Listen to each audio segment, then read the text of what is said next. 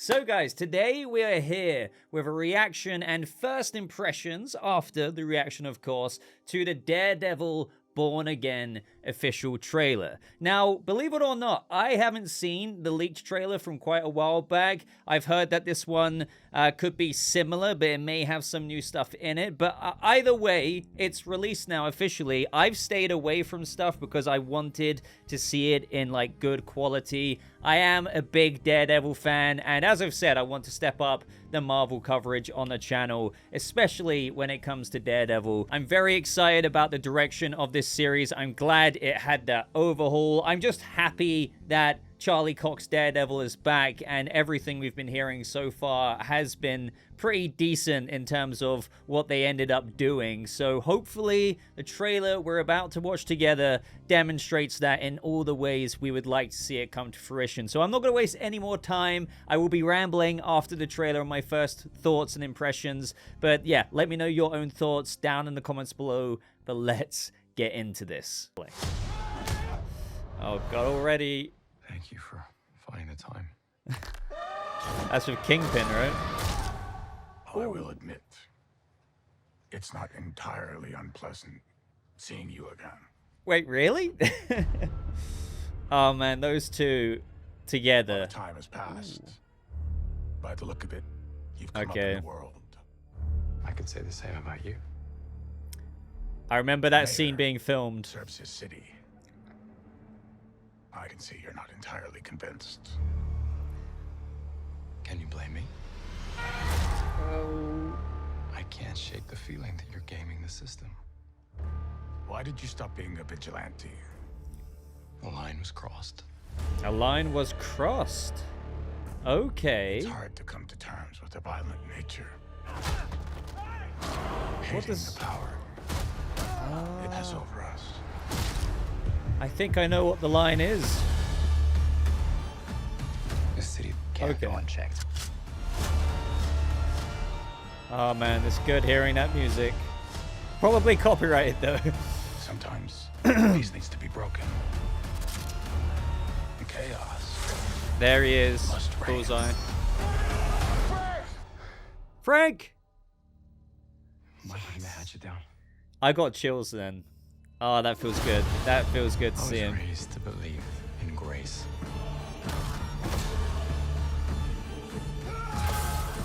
But I was also raised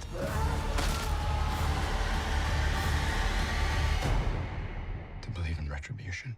Ooh, all those masks. Oh, dude, the combat. Oh, okay. Oh, that's so good. What a way to end the trailer on that roar of vigilante action, man. I'm telling you, if you could not tell already, the reason why, if you didn't know already, Daredevil is my favorite character, genuinely, some of the first comics I remember getting when I was a kid, and I've tried looking in my parents' loft to find them, was a subscription to Daredevil. And that, at the end there, really solidified and cemented the tone that they said they would deliver to us. And thank God that they did do that overhaul to kind of, because it was originally this legal procedural thing, and I'm sure a lot of us Daredevil fans would have seen something in it, but they clearly found something wrong with it to kind of go back into more of the grittier tone that the Netflix series had. But like, you're probably gonna see a few cuts of me in between watching it again here, because seeing that ending bit, it was just great. Even all those masks there that Daredevil has had since the last time we saw him. But man, that was just some bone-breaking action, literally. And just seeing the kind of absolute, as Matt Murdock said, retribution in full force. It was great. And I know a lot of us are excited for the choreography from what we were seeing from the set filming and stuff. But man, you see him fold that guy's arm back, and like the inner bleeding starts happening, like the pooling of blood. And it's just, I'm glad that Disney isn't holding back with things like this anymore, and they're hopefully, doing justice to You'd have to think they are, because they knew they were steering the direction wrong initially with the first rendition of this series, to then end up like this. The good thing to see, no matter what, is that it is in the spirit of what we've had previously with Charlie Cox's iteration of Daredevil, and that is the most important thing. Now, obviously, compared to when we last saw Daredevil in the Netflix series, he went through an arc where I'm not going to say he was like Boy Scout, like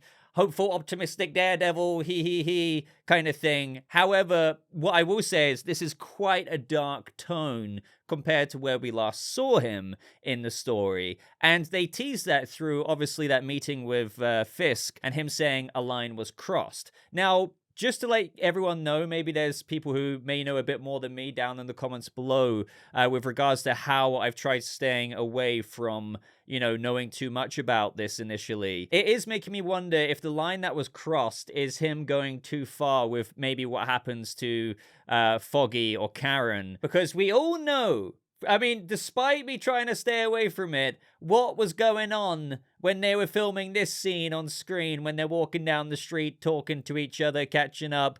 I don't know. I thought that was going to be in present day, but is there a possibility of that being in the past? And then that makes Matt snap and go against everything he kind of values. And then, because he crossed that line, he kind of hung up the cowl, so to speak. But obviously, he's kind of coming back into it. I really don't know there. Maybe I am completely wrong, and what we're seeing here with Karen and Foggy is present day. But it would be, considering this is taking some time after the Netflix series, and even what we saw in She-Hulk, that they would maybe spend some time in the past kind of recalibrating what we know about these characters with the new lore that's been implemented in the time since then. And obviously, Matt's been through something, a line that he crossed, and he wouldn't have crossed that line unless it was something borderline so fundamental to him that it broke him at his very core to do something to the point of no longer being Daredevil. Now, going back from the light to dipping back in the darkness, I know that may seem like a bit of a yo-yo for some people, maybe a bit of a repetition of what we've already seen in the first few seasons of Daredevil on Netflix, but for me, I mean, maybe I'm biased here, but I do love seeing kind of the angry, dark, brooding Daredevil. And I think even story sense, like thematically, if they write it well, even a character that's been decorated with a new direction and, well, a new sense of direction, getting out of the darkness, can plunge back into it once again if a certain series of events happens to them. And it can lead to an interesting story in where they go through this crucible to claw themselves back out of that real darkness that they've once again entered, again with Matt Murdock here saying to Fisk that he crossed that line. And when he said a line was crossed, it does cut back to a very similar looking street with the cow falling down onto the street, and you can see that, there's some kind of stuff going on there with people, maybe someone laying on the floor. I don't want to get into spoiler territory here for those who may not have it was very obvious what they were doing. Very, very obvious. But just in case you don't know, it is not too hard to imagine what would make Matt snap. And at this point, he maybe is just so completely broken with what he's done, what actions he did out of, complete passion and distraught reaction.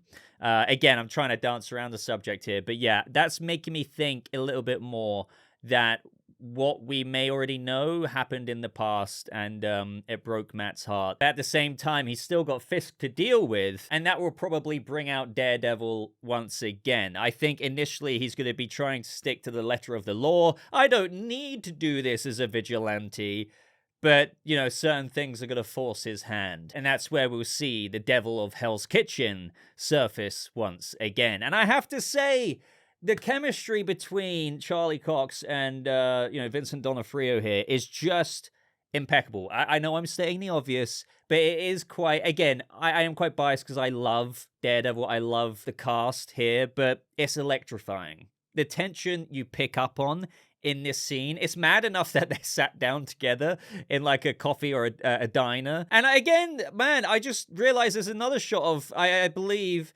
Daredevil holding a certain someone's body. I think this body could maybe be related. It might. Again, these shots aren't chronological, but you know, it does make you think. Speaking of the Devil of Hell's Kitchen resurfacing again, and why Matt Murdock would do that, probably after vowing not to do that again after, you know, crossing the line. We see that Matt's getting beaten up here by a bunch of people, and you know, if he's trying to fight Fisk, would he send people after him? And he's like, well, clearly I can't do this in full-on lawyer mode. I need to put the suit back on. But would Fisk really send some thugs over just to sort out Matt Murdock, knowing that he's Daredevil, knowing that he could handle this quite easily? Maybe. I was initially being like, nah, maybe this isn't Fisk, but maybe it is, because it makes it more of an interesting situation if you send people after a lawyer, right, and they just think he's blind, and, you know, what do? Do you have him, like, fight back and possibly expose that, yeah, hey, I'm maybe not as blind as what you thought I was. I mean, I kind of am, but, you know, I've got other kind of special abilities that allow me to absolutely mop the floor with you.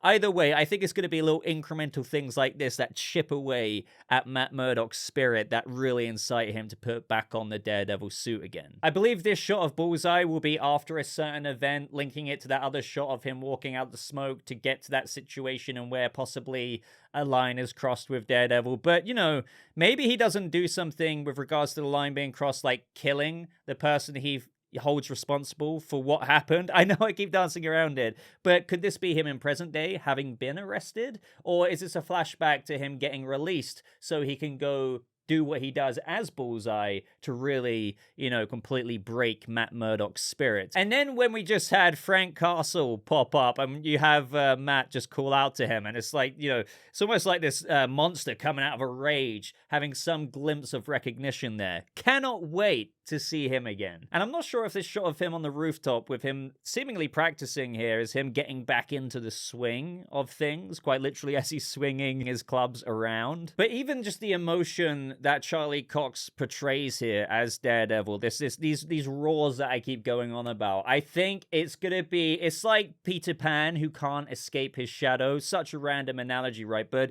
we're gonna see Matt avoid it. We're gonna get some exposition there with flashbacks to the past, how in present day he's still trying to avoid a shadow, but just like Peter Pan, he can't quite. And I think these moments of sheer expression of frustration as Daredevil, he both kind of, like, I think relishes in it, but is infuriated at being or having to be in this position again. And you even see that combination of screams when he's in Daredevil after beating the crap out of that guy in the suit, but then immediately afterwards when he's just in his lawyer getup after having likely beaten up those guys who were sent over to beat the crap out of the public Matt Murdock. You see him let out that roar of frustration again. I think it's just like, no matter what I'm doing, I'm Daredevil and I can't escape it. I cannot wait. That was just my rambly impressions and breakdown of what we just saw there in the official trailer.